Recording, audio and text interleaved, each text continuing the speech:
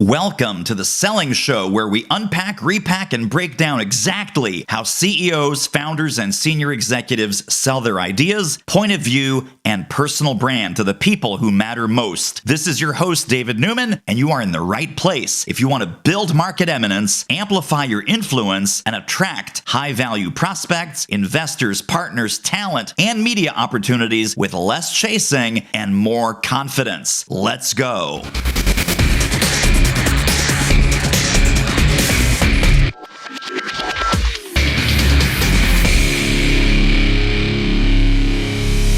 I sometimes start these introductions by putting my guest in a certain category. Like, oh, you're going to want to hear about topic X or issue Y or problem Z. But I'm going to say that my next guest really defies categorization, has a hell of a story, and is making a hell of an impact. That's all I'm going to say. Mr. Brian Bogert, welcome to the show. Man, I'm really excited to be here, but I have to also just own, you just gave me chills, bro. Like, defies categories like that. I don't even know how to receive that completely, other than as an unbelievable compliment and very grateful. But ironically, that also can be one of the challenges, is that it's not so niche and focused, right? And so I hear it for all the positive that it is, but I'm also very aware sometimes of how that can actually create confusion for people. For sure. Well, let me tell you what I mean by that. And we're going to dig into your story, because I think that's a beautiful place to start, and important, of course. There are folks, so what are the words I could have said? I could have said, oh, this guy's an amazing entrepreneur. This guy's an incredible leadership mind. Oh my gosh, this guy has such an incredibly powerful personal story. Oh my goodness, this guy has built a community like you would not believe. So is it leadership? Is it entrepreneurship? Is it an amazing, motivational, inspirational, powerful story? Is it a rock star community builder? Yes, it's all of those things. So Brian, just to set the context, could you give us the personal and professional journey that brought you to the work that you're doing today? And what were some pit stops and detours along the way? Yeah, as I'm sure you can imagine, right? Especially when you have a journey that starts with a story that has spanned over 30 years, it can be difficult to focus it in on those very key points. One of the things that I have to say, though, that I appreciate about how you started it, is that I've lived my life largely to not fit within a box, especially the boxes that others tried to put me in. And where I start and how I often introduce myself, both personally and professionally, is that I'm a husband and I'm a father first. It's important for me to acknowledge that. I've said that for 25 years, right, in terms of how I operate and the way that I think. But here's the truth. My actions were not always congruent. And a lot of it starts back with early elements of impact in my life that I didn't know the full ripple effect of. I'll keep it expedited for the sake of answering your question completely and knowing we can explore elsewhere later. But when I was 7, I was run over by a truck and my left arm was completely torn from my body. Was reattached, 24 surgeries, years of adversity. And, one of the big things I learned very early is, yes, I have an extremely unique story, but I've also been telling my story for 33 years. And the more I've told my story, the more I've also come to realize that every single one of you listening has a unique story. What's important is that you learn to pause long enough to extract the lessons you can from your own stories, so you can become intentional in how you apply them in your life moving forward. And we all have that ability. We all have the ability to tap into the collective wisdom of other people's stories to shorten our own curve to learning. And so that was kind of the beginning part of the journey. And I know we'll hit on components of it that took place in those first few months after the accident, in those 13 years that traced it to the point that I rebroke my left arm at 20, almost lost it again, and had it by my side for 10 months, went through 7 surgeons, right? This chasing the money, the connections, the house, the car, the money, all the whats I was ever told I wanted, and waking up at 27 with a $10 million business and realizing that it cost me who I was. And though my bank account was full, I was empty, right? I started to realize that this injury that I thought was my transformation story was really the story that created a bunch of trash from my past that I pushed through and pushed down for years, right? I got onto the personal development journey, professional development journey, right around that time at age 27. And it was a few years later that I jumped into doing coaching side by side. So I didn't envision this, and yet all of what I talked about also created a ripple effect of impact, awesome things in the community, awesome ways of building a business. But also there was a lot of ego, self-preservation, a lot of armor, a lot of unconscious elements, a lot of disconnection from myself and the things that I needed to be focusing on. And ultimately, it almost cost me everyone and everything in my life that I ever cared about. And so today, I've been on a very targeted path for the last 5 years since I executed the buy, sell in my last business to impact over 1 billion lives as quickly as we can by reducing the level of suffering that exists on this planet. But what does that mean? Largely, I work with heart-centered impact makers to identify and remove the waste they may not even know exists within and transform that into wealth-generating activities that are beyond just financial riches, but also time, relationships, and health. And so today, I live in my purpose, which is to allow my truth to give others permission to live theirs. And in my mission to create impact, I believe that moved people move people. I'm just trying to move as many as I can, brother. Amazing. That is really great. I want to ask you a little bit about the breadth, because we talk about niche, we talk about focus, we talk about be an inch wide and a mile deep. Do not be a mile wide. But I know that in your community, in your audiences, with your speaking, with your coaching, with your mentorship, you've got Fortune 500 executives. You've got founders, you've got small business owners, you've got solo business owners, you've got unemployed folks, you've got students, you've got stay-at-home moms. I mean, this is such a broad movement. How do you look at that community and understanding their DNA? Because obviously they were attracted to some energy, some message, some purpose in coming together, but they have such diverse backgrounds. Do you ever look at the community and go, holy smokes, I got like a little mini universe here? I do, actually, and I'm extremely grateful for it. I mean, to give some context, what's also cool about that is that my professional career, the business I was in before this, was in the risk management, employee benefits consulting arena. And I, in that industry, also worked with very small mom and pop companies early in my career, all the way up to organizations that were 5 billion plus and thousands of employees, right? I got into a niche over time, but one of the things I loved most about that business, frankly, was it wasn't the same every day. I got to have different conversations across multiple different industries with multiple different levels of people within the business, from owners to CFOs to HR directors to marketing and communications managers. And we had these very complex elements of looking at it. And so why I say that is I've always kind of had that diversity in my life. I've always appreciated the ability to have experience across broad elements and yet find the connecting and common thread. Right? Back then, it was really about helping people understand their human capital and how to ultimately manage their human capital expenditures up to and including predictable risks and manage their companies and look at engagements. But at the end of the day, we were solving very niche specific problems for organizations. I would say the same thing is true today, right? Whether it's in the corporate space that I work in or the startup entrepreneurs or people who are even in that job transition, is how do we help everyone better understand the areas that we end up disconnecting ourselves from who we are and what we want in this life, from stepping into our power and potential, from actually connecting in ways that are meaningful to bring our lessons, our life, our solutions, our businesses into the forefront, to build authentic ripple effects of impact that ultimately can be measured over time. And a lot of my focus today is to help, again, people reach more people, create more impact, and along the way, capitalize on what everybody says they want more of: time, energy, focus, right? Better relationships, better health. And I don't ever want it to sound like, oh, this is a magic wand that we get to swipe. But yet, what I also love is when people come into our community and they experience it, that's often the reflection is, yes, because of the depth at which we've built it, yes, I'm really good at what I do. Yes, I have a profound impact in the people that I work with. But the community is having inherent value between each other now as well.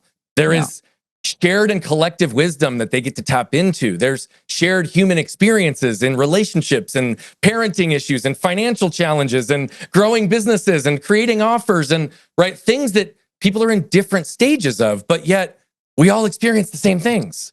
Yeah. And so for me, it's about trying to find that connecting human element in all of it, and then learning and applying as much of that knowledge and wisdom as I can, both in my own world and through the people that I'm working with. Hey, super quick station break question. Have you seen our free executive briefing on elevating your CEO brand? Check it out right now at doitmarketing.com/webinar. And now back to the show.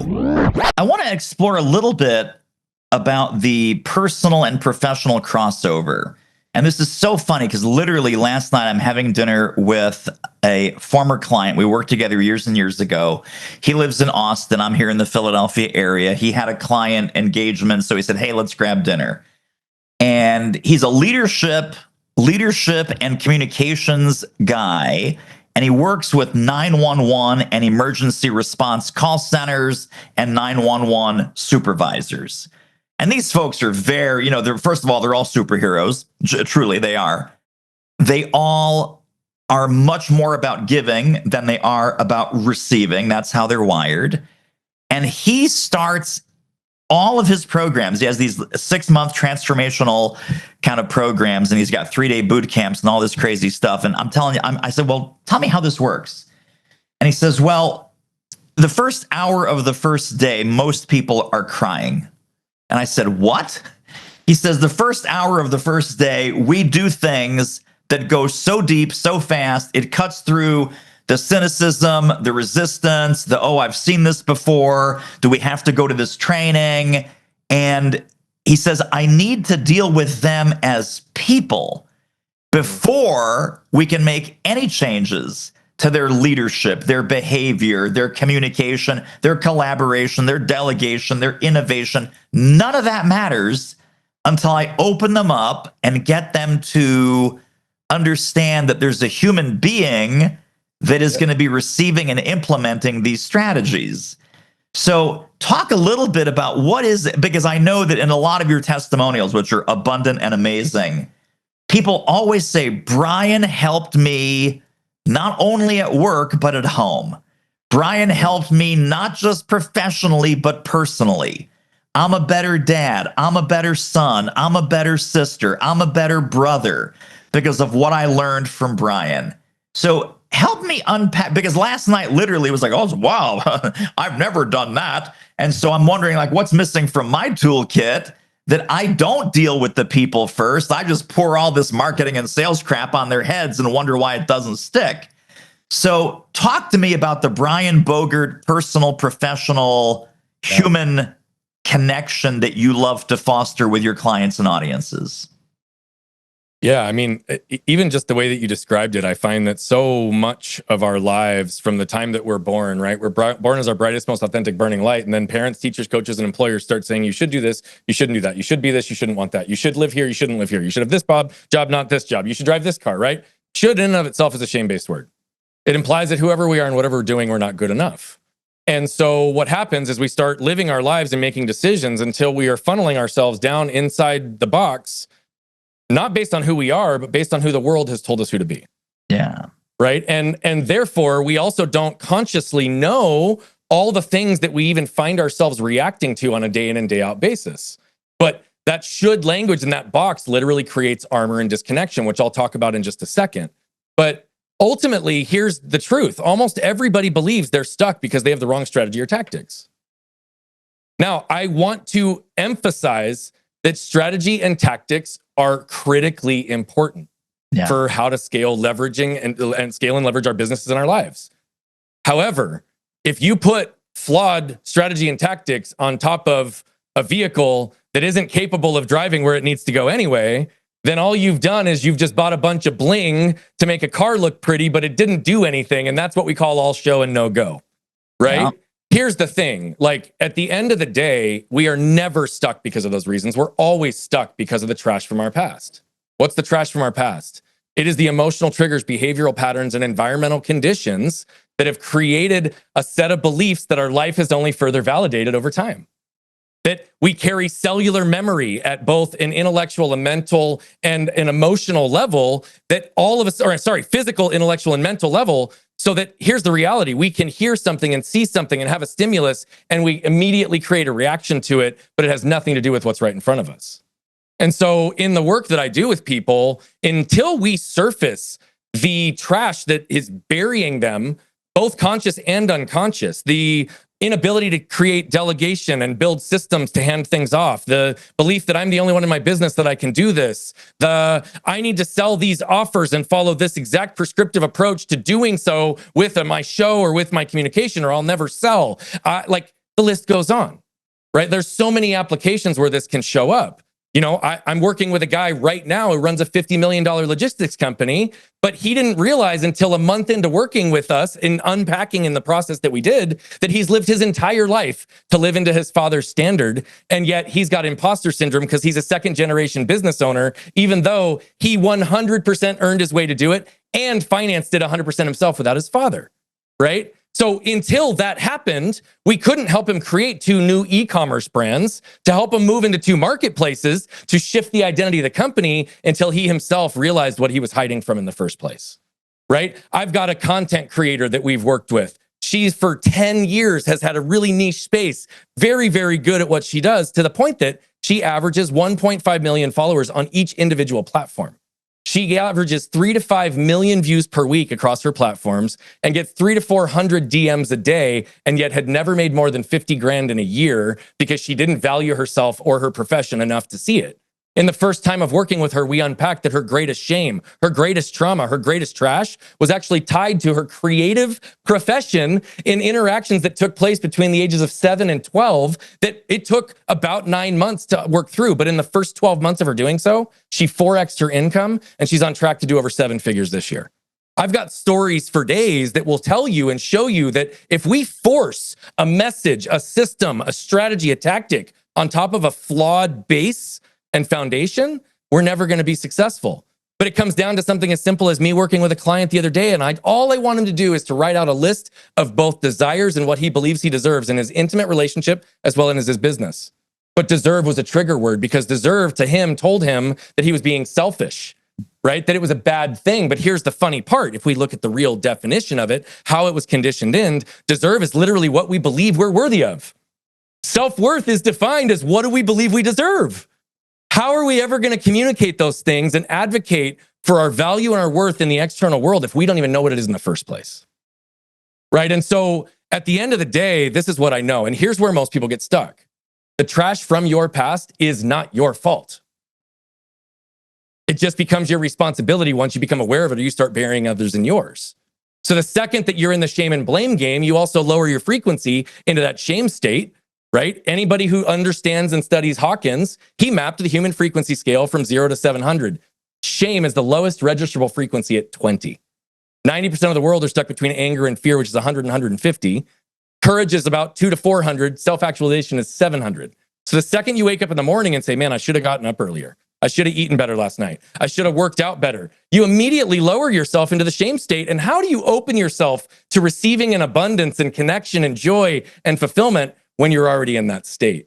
So I'll talk about what this does in terms of how we actually disconnect ourselves in a minute. But I am just a really firm believer that until we get to the source or sources of the patterns that don't serve us, we can't escape them. I don't care if it's alcoholism, if it's addiction to work, it doesn't matter what the category is. There are sources to this, some that have happened to us in this lifetime and some that get transferred through our DNA because they've shown that trauma passes through the DNA. So we've got to spend the time to unpack it, not for shame and blame or judgment, but for clarity. Because until we're clear on who we are and what we want, as well as the things that have blocked us or shaped the way that we believe, independent of our unique thought and beliefs, right? Then how do we ever escape the patterns? Oh my gosh. Oh my gosh. So this is true confession time. I have, in one of my presentations, I have a slide. It's like a big typography, and it says, all business problems are personal problems in disguise. And I've always believed that, and I have experience with that. No one has ever come up to me and go, hey, David, could you go back to that slide? All business problems are personal problems. Could you help me solve I'm like, nope.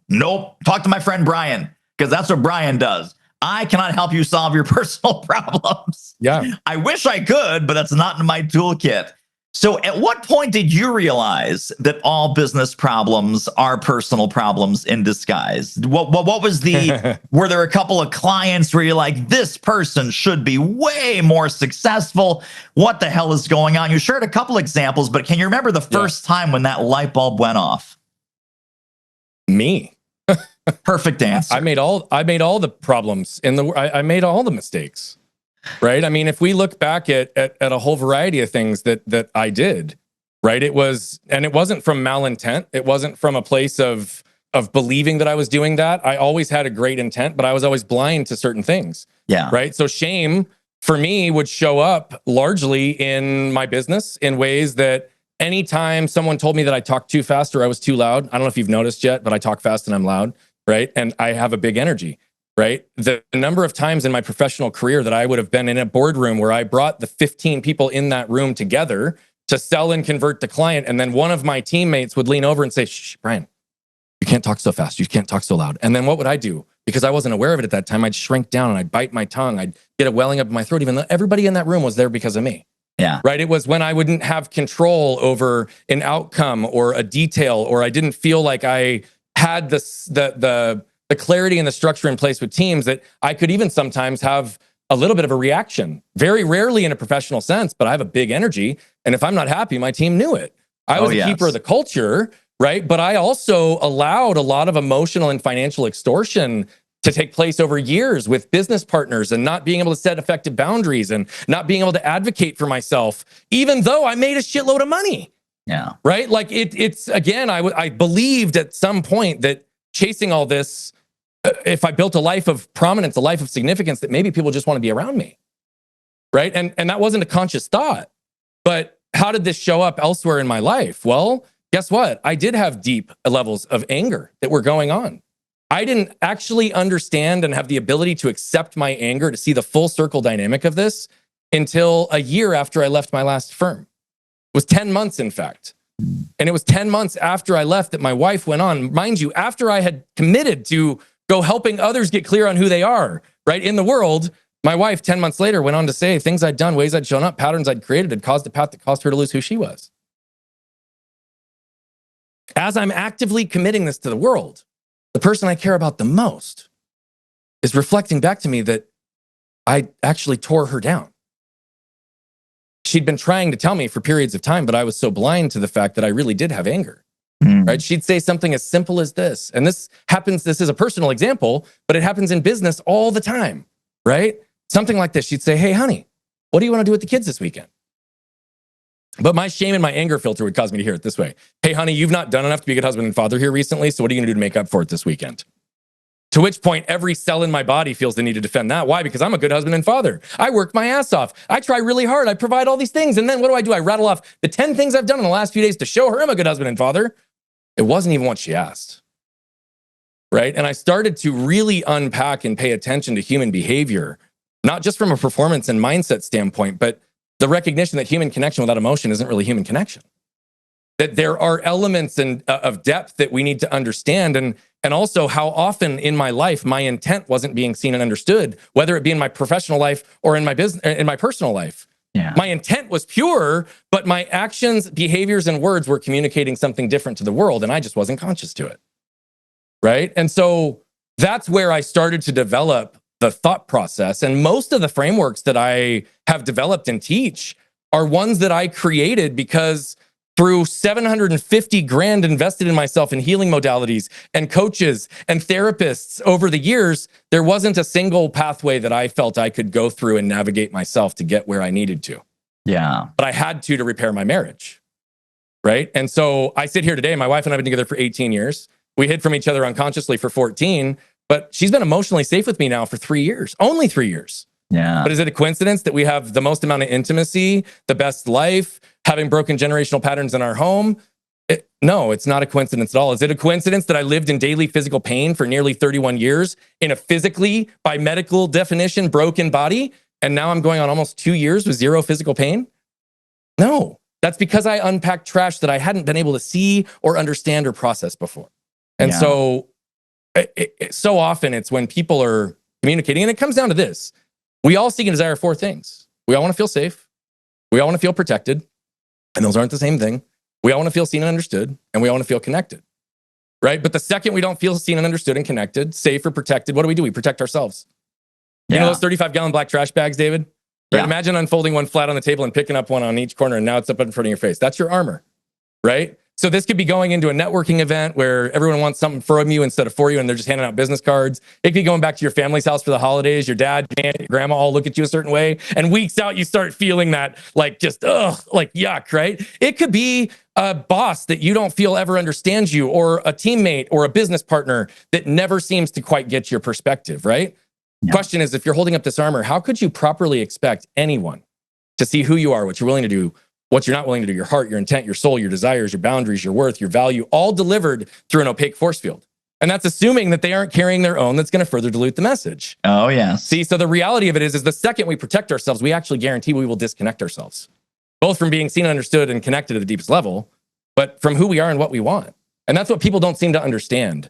Like, you really can have it all, but you've got to be intentional in how you align it all, and you can't have everything you want all at the same time. Yeah. It's a matter of how does it all start to fit and align and integrate together.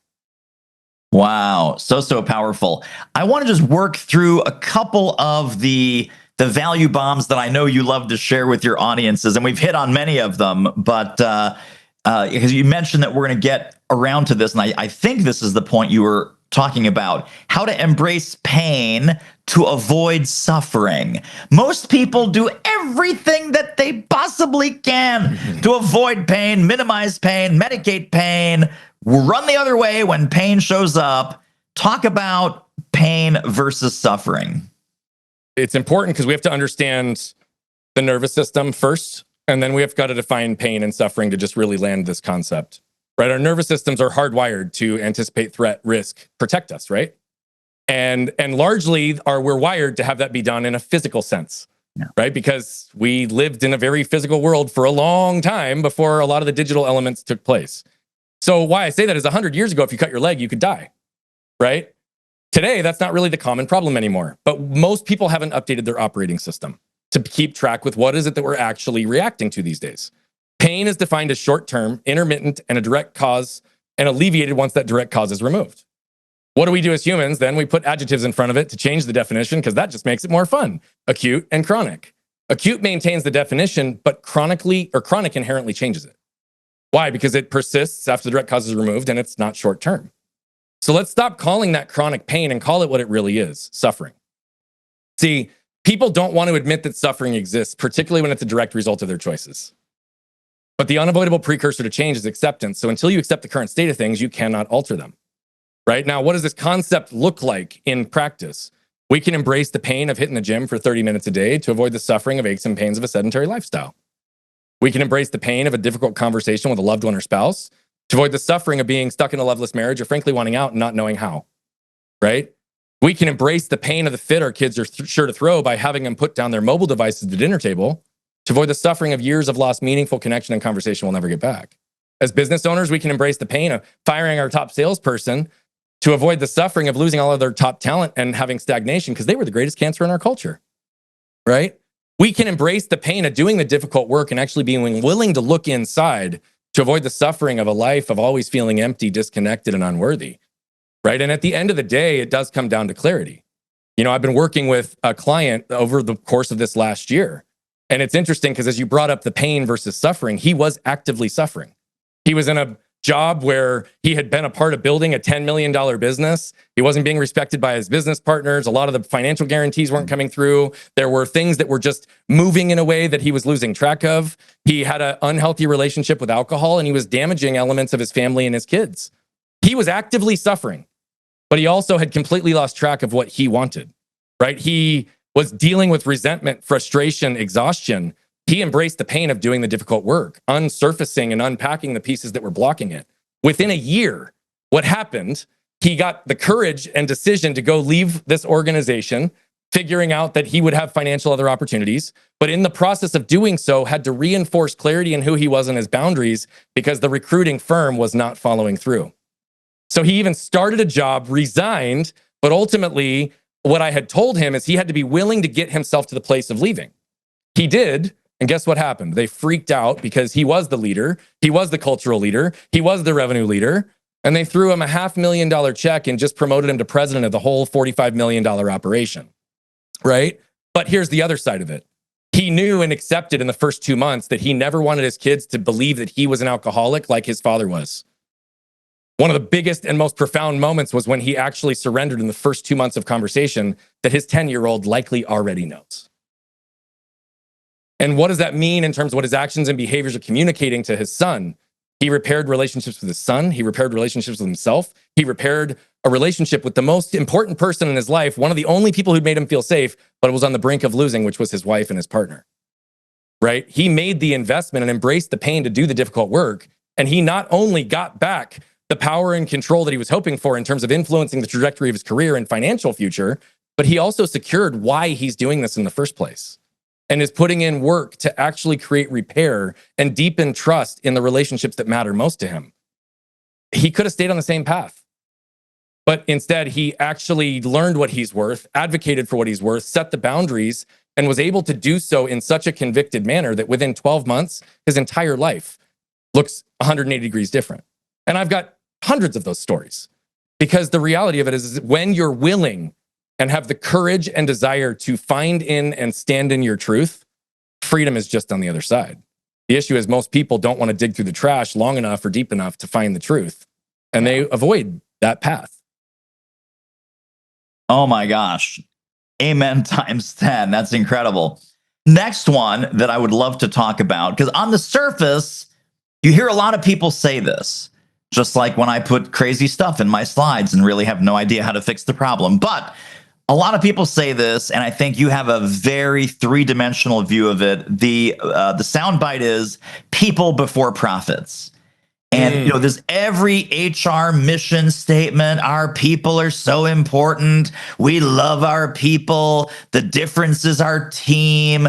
Individually, we say, "Oh, I'm not here to sell you my products and services. I'm here to serve you." But they're here to sell you their products and services. So what does the real, fully committed people before profits really mean in Brian world? I believe that no matter what business we are in, people are involved, right? I don't care if it's a fully automated AI system, you're producing products for people. Yeah. And there's likely people, developers, and things that are at least in a bare bones capacity supporting the model, right?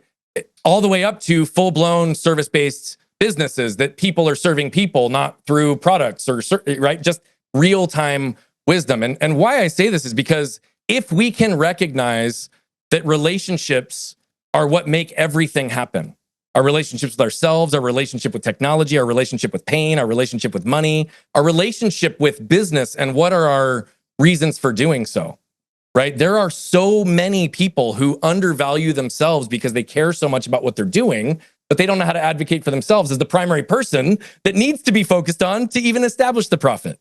Right? Yeah. We've got to focus on, to your point, being detached and maintaining a high enough intent in how we operate to genuinely tell people and disarm them in a way that it's like, look, I don't have expectations for where this goes, right? We're here to explore whether or not there's alignment.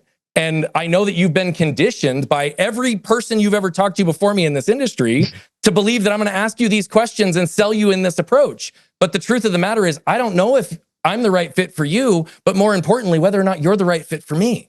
Right? Like, we do prioritize money. I've done it, right? I have aligned with relationships because I believed there'd be a financial benefit to doing so, when in reality, I wasn't aligned with those individuals. And every time that's the case, guess what? It backfires. Yeah. Right? When you prioritize or put money first and above everyone and everything else, then it's really difficult to actually find yourself centered and grounded. I just fired a client that was at my most intensive level, let her out of $40,000 of a contract in the end of the month. Why? Because she was not doing the basic minimum expectations within the first 90 days. And I don't have time to work with people who don't want to put in the work, right? Like, if you aren't taking this work seriously, I really do care about people, but I also care about people enough that I'm not going to let you pay me money if you're not doing the work and you're draining my time to impact more people. People are us. It's who we're doing this for. It's who we're doing this with. It's who we're going to impact.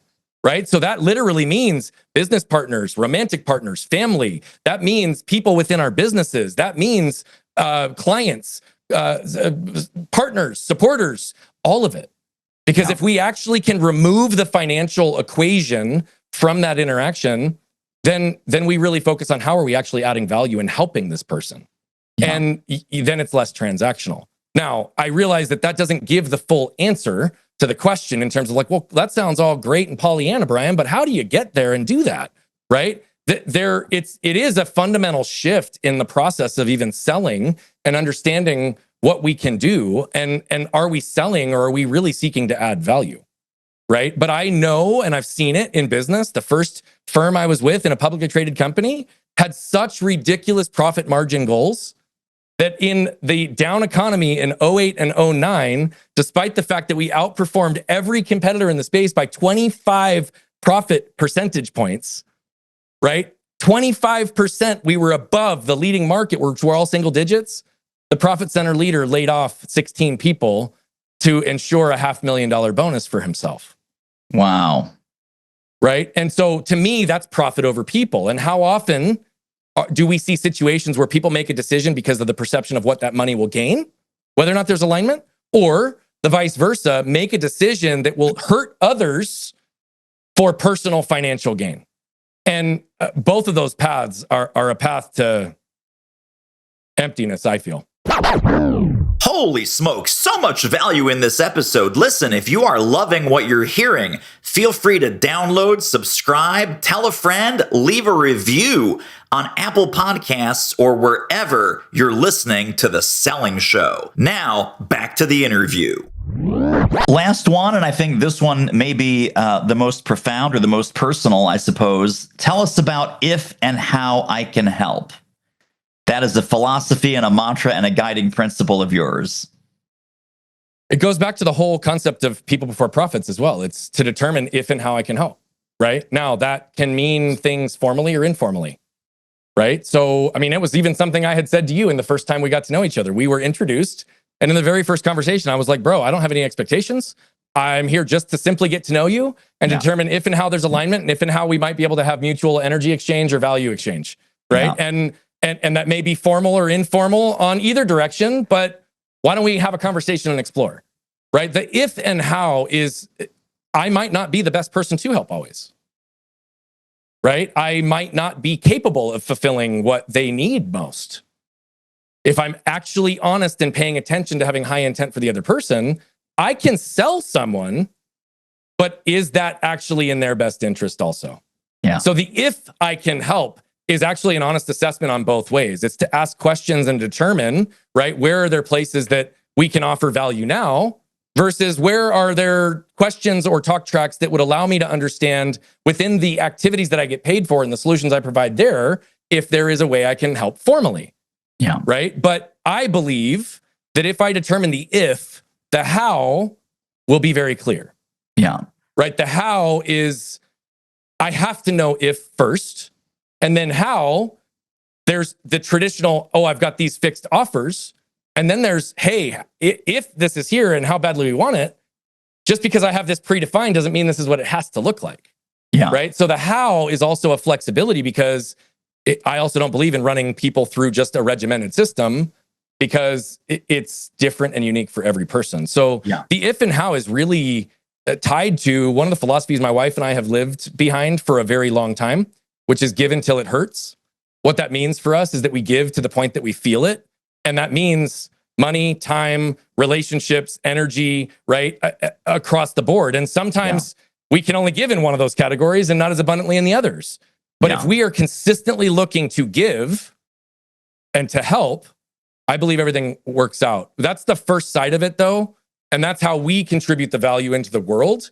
The whole secondary piece though is you have to do that without expectations of return and still find ways to open yourself to actually ask for and receive both the help and the abundance that you desire and deserve.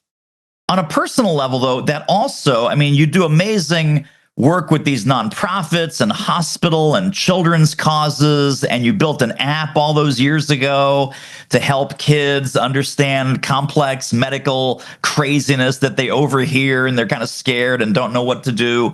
So talk about your contributions in the community along those lines. Thank you for calling attention to that. It's been a big area of focus and passion for a very long time, is this concept of philanthropy. It started actually when I was 12. I got invited as a prior patient of the hospital to join a group called the Young Philanthropists. And we had aligned, and basically we went through a 6-month process of learning, aligning with philanthropy leaders within the Valley, and then ultimately fundraising and then deploying those funds through a grant cycle. So at 12, I got indoctrinated to this concept and philosophy, and I've lived my life congruently that way ever since. It's the same thing, though, for nonprofits. Like, I've interviewed every nonprofit that's ever approached me to join their board, right? Or interested in joining one of their groups. And what I mean by that is I want to know, like, why me? What do you know about me? Where do you think I can add value? What's the opportunity? Like, it is truly a why me, because why? I didn't ever want anything there just because it was a resume builder. Why? Because if I didn't have the energetic connection to the cause, to the where I could add value, again, it goes back to the if and how I can help. It was literally a pure curiosity. And there would be times I would often close out and say, no, this isn't the right opportunity. But then I'd make 5 phone calls and make introductions to people who I thought were. Yeah. Right. Why? Because though I can't commit to what you're asking me for, if and how I can help is to make the calls to the 5 people that I think could be a good fit, right, to still hopefully give you some value, even if it's not me. So that's been a big passion thing. We had a what we called the Patient and Alumni Family Leadership for Phoenix Children's Hospital for about a decade. We raised hundreds of thousands of dollars over the course of over a decade, and again redistributed it through grant cycles. And then I'm a big believer in building kind of next generation generative ideas. And so that was a lot of what I did, was actually create and build boards. I guess want to call it a millennial board, way back when we were focusing on that as the category of group of people, but hopefully like continuing and teaching the importance of philanthropy and giving back in a broad sense. And so the app, what's funny about the app, that was such a fun project to work on. And the outcome of it was so impactful. I actually just got an email yesterday from somebody who was looking for people who were involved in the project. I've not thought about that project in months. And I got an email yesterday, which is not a coincidence that you brought it up, saying, hey, I was looking for the developer. I was looking through this. It looks like you were a part of building this. And, you know, I'm a big believer, and one of the core thought processes around philanthropy that one of my mentors taught me, he said, Brian, there is no limit to what one can accomplish as long as he cares not who gets the credit. And so my concept of move people is how I've moved in that space as well. How do I build boards and raise money and have huge amounts of impact? Because I help bring the right people around the table. And I challenge and push conventional thought around what's possible, right? And I try to pull the best out of people in any environment that I'm in, and then find ways to do it. That's how we've completed $30 million capital campaigns and other elements by truly grassroots efforts. And so philanthropy is a part of my heart. But it was also the contrast between my professional life and the joy and fulfillment I was getting in the community and philanthropy that also brought light to the fact that I was doing my prior business for the monetary reasons alone. Yeah. It didn't light me up. I didn't get the same level of connection and excitement. And so for me, it really is and always has been around creating as much impact as I can, but not because I need Brian Bogert's name on it, because I believe there's a lot of power when you can bring people together. Amen. Well, on that note, as we're landing the plane, I think people need to know that you and I are going to be hanging out together at the Growth Now Summit. This is the beginning of April. It's in Westchester, Pennsylvania. It's put together by another great human being named Justin Schenk. I was talking to Justin about the event. He says, David, this is, you know, even though it's called Growth, and we have a couple of business folks on a panel here and there, all the main stage speakers are going to be talking about personal development. Yep. And I first looked at him like, what kind of crazy, nutty idea is that? That sounds insane. Yeah. And then I talked to him, having this amazing conversation with you. It's like, We don't need any more business nonsense. It's all about personal development. And I can speak to the quality of who Justin is and who he attracts. And I'll tell you that the other keynoters, Jamie Hess, Jonathan George, Liz Wilcox, I know them all personally. They are unbelievable. And so the fact that he's coordinated it the way that it is, and I get to meet you, man, that's going to be amazing.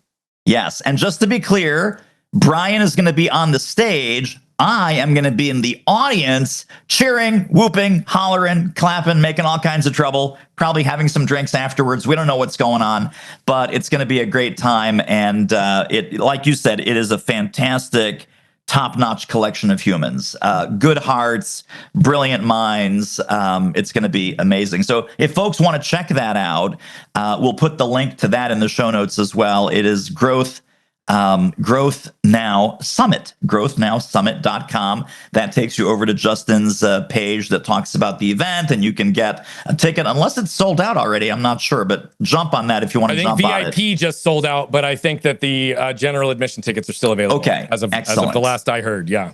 I think I snagged one of like the last 8 VIP tickets. So yay, you, man. Dude, I'm really looking forward to spending some time with you out there. That's going to be fun. So Brian, I know people are going to want to get connected and stay connected to more Brian Bogert brilliance, inspiration, motivation, coaching, guidance. Where can we send people? What links should we pop into the show notes? Yep. If you are a web person, you can go to brianbogert.com. It'll give you entry points into all parts of our world. I'll call particular attention to our rapid fire coaching community because this is a free offer for each and every one of you. And frankly, anybody that you know that would benefit. We offer 30 free days in our coaching community, which will be at least 3 touch points on Zoom with our broader community and myself each month. And trust me, the value stack in this is huge. And I hope that you guys can all be open to where it can go. If you're on social media, go to @BogertBrian on any of the channels, and you will find plenty out there. And at the end of the day, like I said, in our impact and the path that we are trying to create to reach over 1 billion people as quickly as possible, 99.99% of those people will never pay us $1. We are very okay with that. There's a lot of educational and free resources that we create just to move people at the level that we think we're capable of. So I appreciate you so much, my friend, and for building a platform to allow me to pour some good into the world today. Thank you. Thank you. Thank you. Thank you. So much good stuff, folks. Re-listen, replay, back up the truck, beep, beep, beep, beep. Go back to the beginning. Listen to all the value bombs. So when the truck actually backed up and ran over me, is that how far we're going? No, not that far back. Not that far back. But how about the beginning of the episode? And then do take Brian up on all of the resources that are going to be on the links directly under this episode at thesellingshow.com. Brian, you're a rock star, my friend. I appreciate you so much. Likewise, David. Thank you, brother. And that wraps up another episode of The Selling Show. Hey, tell you what, if you like us, rate us and review us on Apple Podcasts, subscribe, tell a friend, go grab the notes and downloads and extras at thesellingshow.com. See you next time.